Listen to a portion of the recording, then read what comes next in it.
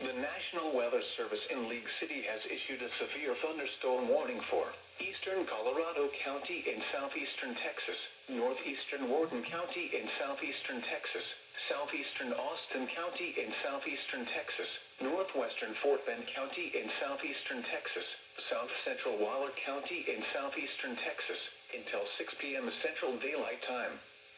At 5:15 p.m. Central Daylight Time, a severe thunderstorm was located over Simonton, or 9 miles southwest of Brookshire, moving northwest at 10 miles per hour.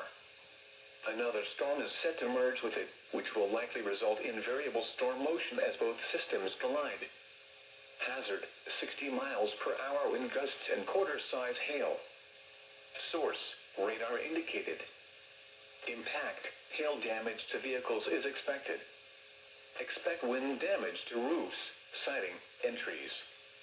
Locations impacted include Northwestern Rosenberg, Sealy, Brookshire, East Bernard, Wallace, Brookshire, Simonton, San Felipe, Orchard, and Weston Lakes.